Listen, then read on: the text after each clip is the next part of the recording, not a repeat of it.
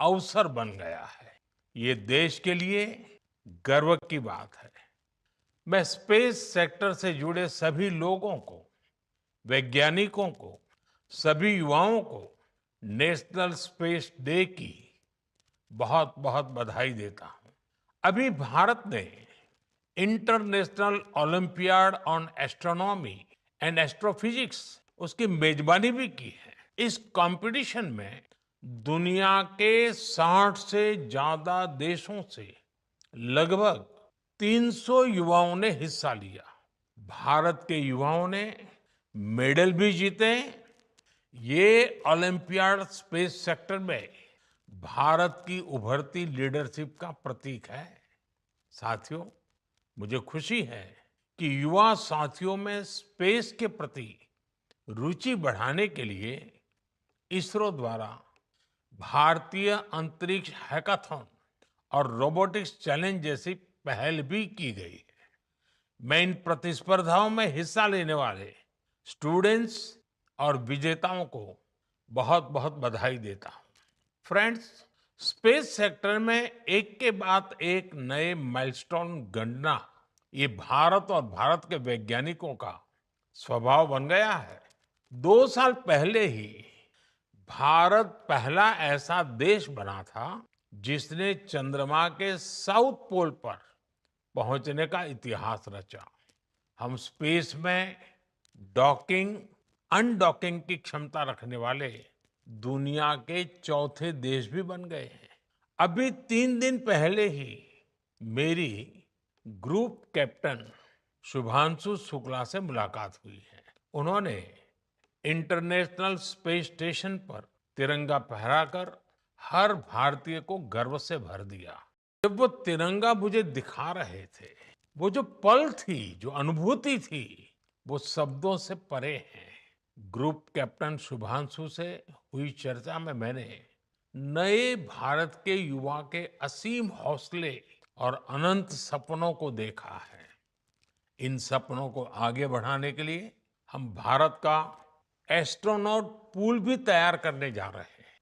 मैं आज space day पर अपने युवा साथियों को भारत के सपनों को उड़ान देने के लिए इस एस्ट्रोनॉट पूल से जुड़ने के लिए आमंत्रित करता हूं। साथियों, आज भारत सेमी क्रायोजेनिक इंजन और इलेक्ट्रिक प्रोपल्शन जैसी ब्रेक थ्रू टेक्नोलॉजी में तेजी से आगे बढ़ रहा है।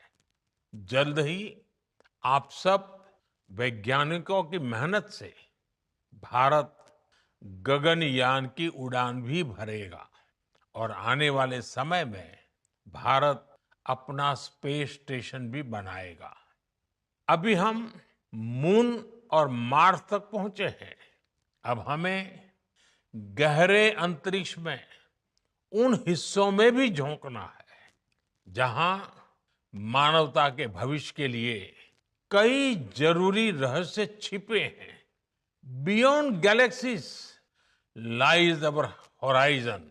साथियों, अनंत अंतरिक्ष हमें हमेशा ये एहसास दिलाता है कि वहां कोई भी पड़ाव अंतिम पड़ाव नहीं है।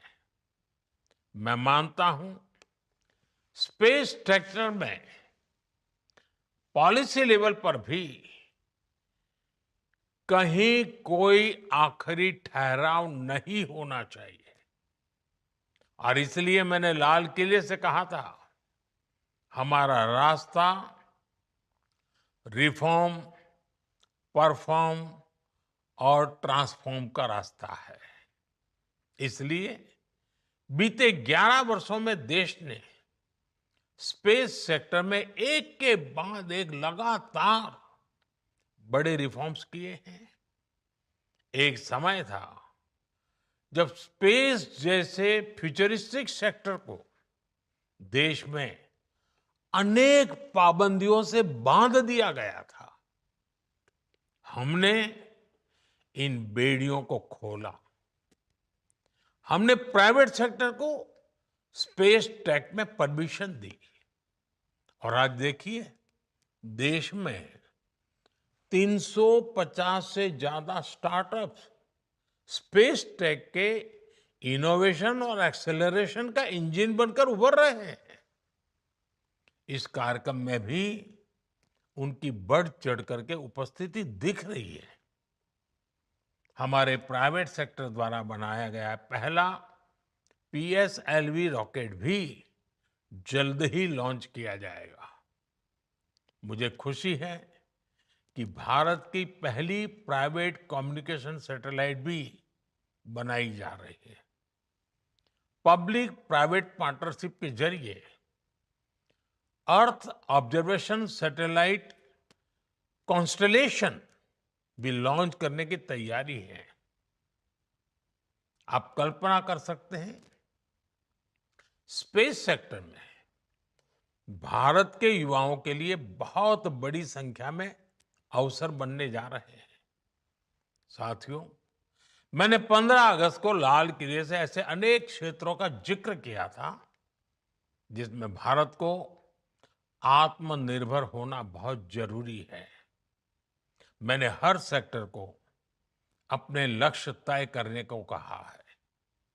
आज स्पेस डे के दिन मैं देश के स्पेस स्टार्टअप से कहूंगा, क्या हम स्पेस सेक्टर में अगले 5 वर्षों में 5 यूनिकॉर्न खड़े कर सकते हैं?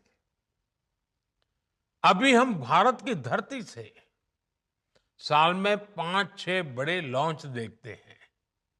मैं चाहूंगा कि प्राइवेट सेक्टर आगे आए और अगले 5 साल में हम उस स्थिति में पहुंचे कि हर साल 50 रॉकेट लॉन्च कर पाए, हर सप्ताह एक।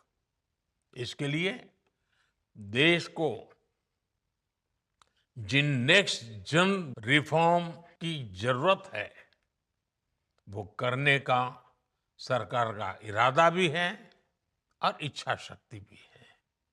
मैं आपको विश्वास दिलाता हूं, सरकार हर कदम पर आपके साथ खड़ी है। फ्रेंड्स, भारत स्पेस टेक्नोलॉजी को साइंटिफिक एक्सप्लोरेशन के साथ ही ईज ऑफ लिविंग का भी माध्यम मानता है। आज स्पेस टेक भारत में गवर्नेंस का भी हिस्सा बन रहा है। फसल बीमा योजना में सैटेलाइट बेस्ड आकलन हो, मछुआरों को सैटेलाइट से मिल रही जानकारी और सुरक्षा हो, डिजास्टर मैनेजमेंट हो, या पीएम गति शक्ति नेशनल मास्टर प्लान में जियो स्पेशियल डेटा का इस्तेमाल हो,